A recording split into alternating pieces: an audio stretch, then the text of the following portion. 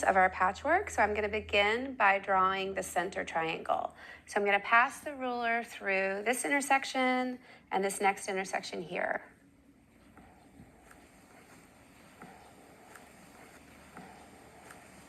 And then I'm going to tilt it the other way to get the next one. This intersection here and this one down here.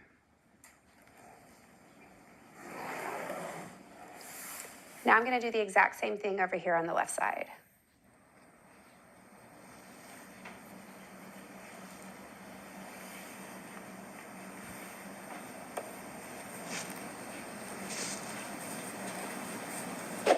So this pretty geometric drawing that we have here is sort of the basis for how we're going to build our patchwork patterns. This is actually interfacing that's going to get included in our sewing for the bag front, but it's also going to be how we're going to draft the pattern for these pieces.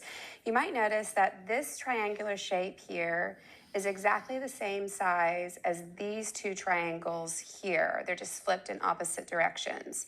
So we're going to draft a pattern now by laying over other interfacing on top of this to draft a pattern of the triangle, but we're going to then add a 1/4 inch seam allowance. So in other words, making it a 1/4 inch bigger all the way around. And this pattern is going to serve for this position, this one, and this one. And then we're going to draft another pattern that isn't quite a triangle. It's sort of like a half triangle with a blocky edge to it. So we're going to build out this shape with a seam allowance as well. I've already drafted the patterns here just with more interfacing, and you can see this is the side blocky shape.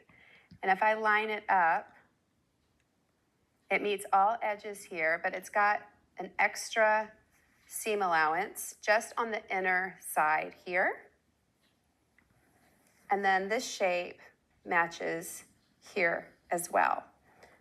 Be sure you add those seam allowances so that the patchwork is going to fall underneath each of the seams and have plenty of room for the patchwork assembly and then end up to be the correct size. You can see here the choices that I made for fabrics. This one pattern, I cut navy for the center, and then I cut the same pattern out of the florals here. And then this pattern is our blocky triangle. I used it for this fabric on this side and cut it at the same time with this one. I've also cut a 3.5 by 26 inch strip for the bottom. That's going to be the border. So that sort of lays out the entire logic of the bag. You'll also want to refer to your PDF for the instructions on exactly what you need to cut for the back, the lining, as well as the straps. You can assemble the patchwork front of the bag like you would any of your patchwork projects, doing it just with 1/4 inch seam allowances. And remember, those long passes cut on the angle are cut slightly on bias, so make sure you don't stretch out the fabric as you sew. I'm just going to pop a couple of pins in here and then sew with 1/4 inch seam allowances.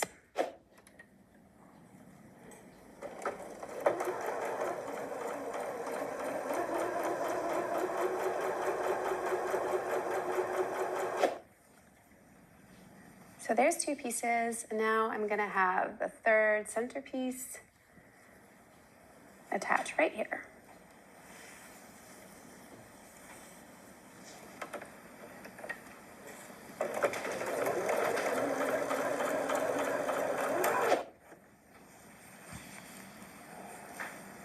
So you can continue assembling the front right sides together with 1/4 inch seam allowances until the patchwork is complete, and then give it a good pressing.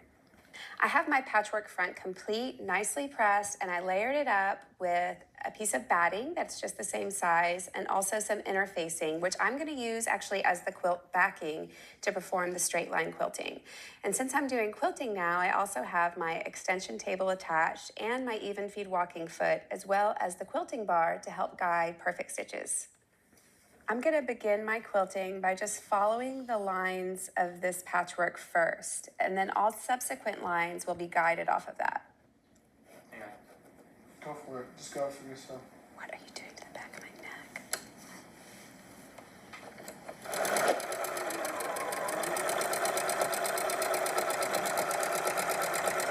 Lining this quilt bar up with the previous stitch line as I sew the next one is going to make sure that they're parallel.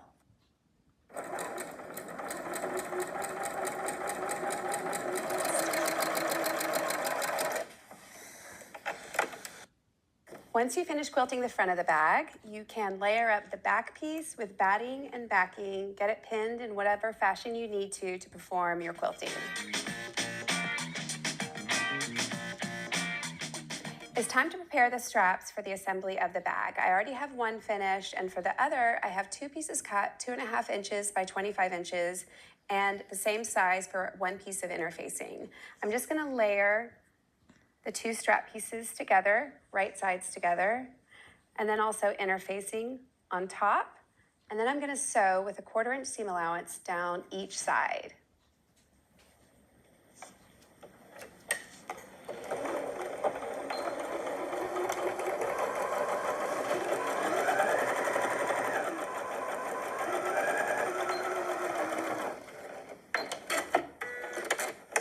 Once you finish both sides of the strap, you can turn it towards the right side.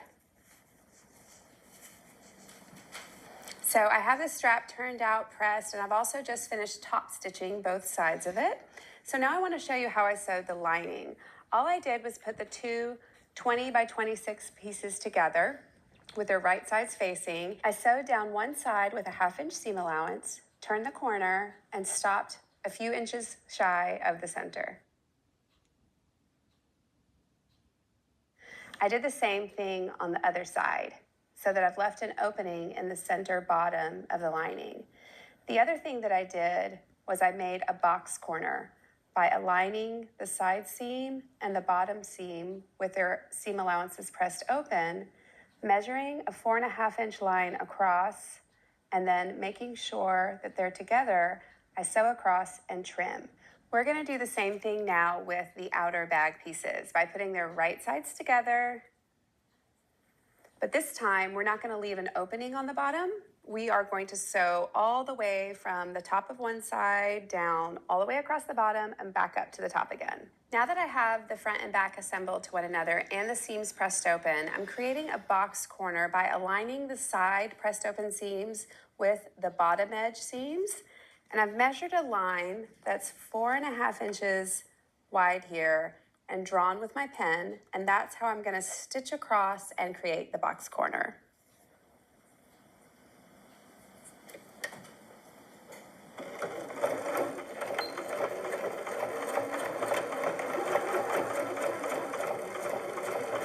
So now I can trim this at a 1/4 inch seam allowance approximately, just to get rid of all that bulk. And we're going to do the same thing on the other side to complete the outer bag. Now that I have both box corners done on the outer bag, I'm going to flip it through to the right side. And I've left my lining wrong sides out.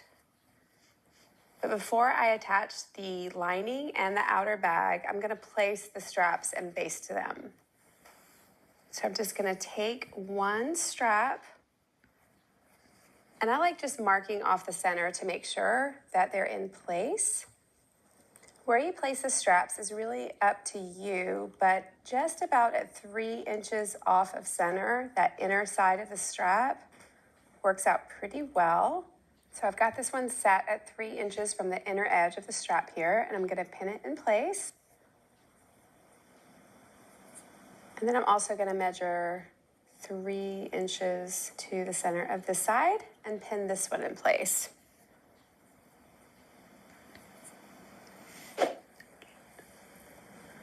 I'm just going to baste at a 1/4 inch seam allowance.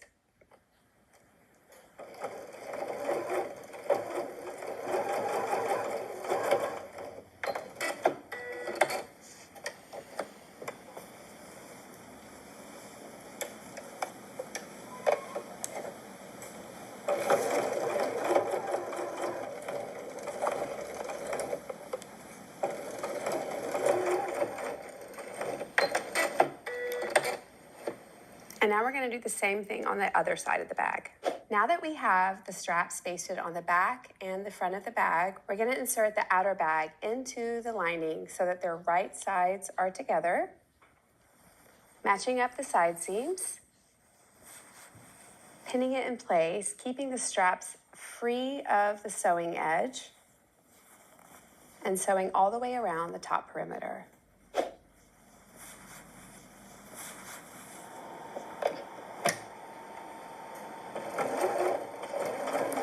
I created this button loop by first cutting a 6.5 inch by 1 inch length and then doubled it over twice and did a top stitch.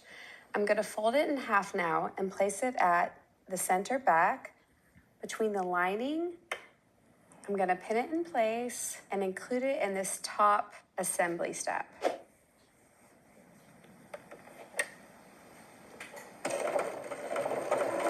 All right, so I've completed that step of sewing all the way around the top perimeter of the bag, and it's time now to fish out the outer bag through the hole that we've left in the lining, and we're going to pull everything through to the right side. Now that we can see the right sides of both the lining and the outer bag, we're going to place the lining wrong sides together here, and I'm just going to do a top stitch to close up that opening.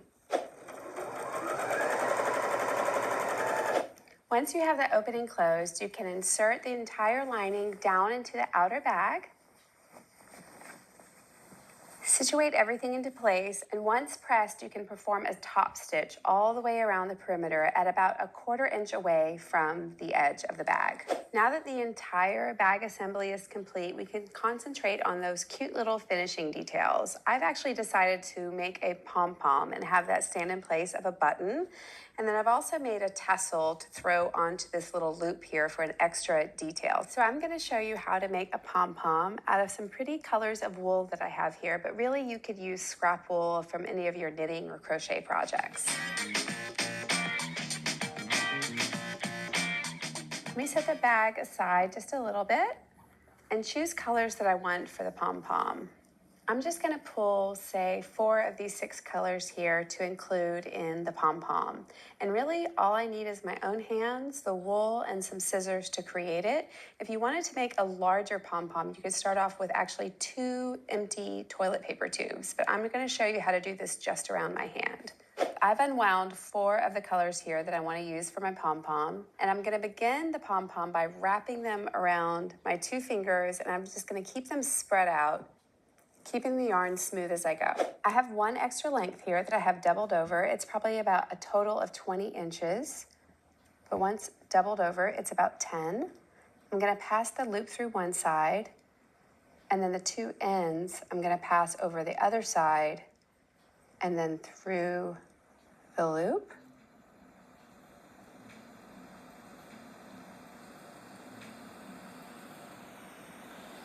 And I'm going to keep pulling until it's tightened up.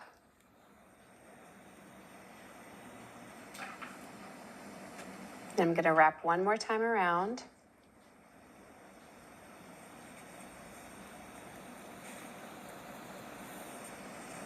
And keep pulling.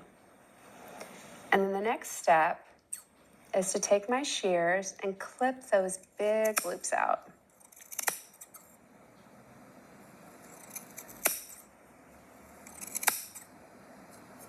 On one side, and then I'm going to do it on the lower loops as well. Careful not to cut yourself. Again, this can easily be performed on 2 rolls of empty toilet papers instead of your 2 fingers.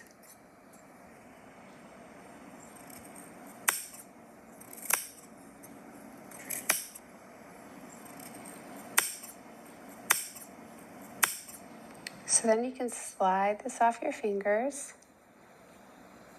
Keep that loop tight, and then you're just going to essentially trim the pom-pom until it's even all over. Once you've trimmed the pom-pom so that it's pretty close to being a sphere, you can use those ends, thread them into a tapestry needle, and then sew them to anchor it as a button in your bag. To make the tassel, I'm also using some other lengths of wool, and I'm going to use my quilting ruler here to wrap around several times until I've got a nice thickness built up. Once I have several lengths wrapped around the ruler, I'm just going to slide those loops off. I have this extra length of about 18 to 20 inches here, doubled over, and I'm going to slide that underneath. And again, pass the raw ends through the loop to tighten, right in the center of all those loops. That's creating the top of the tassel. And then I'm going to take one more length of wool and wrap around to form a head on the top of the tassel. And I'm going to tie a nice tight knot. And once I've done that, I can trim those threads along with all the rest of them at the bottom. And you can continue to clip to shape the bottom edge of the tassel. Once you have the tassel trimmed, you can just do a simple knot at the very top, just a couple inches away from the head of the tassel. And then you can just trim about a ½ inch above that knot. And then you can just loop the tassel through your button loop, or in this case, your pom-pom loop. It's just an extra cute little detail on the loop of this bag. Now you have these really cute handmade details to customize your bag, and you've also learned how to draft your own triangular patchwork pattern. So if you want to change up the size or the dimension of your bag, you are ready to go.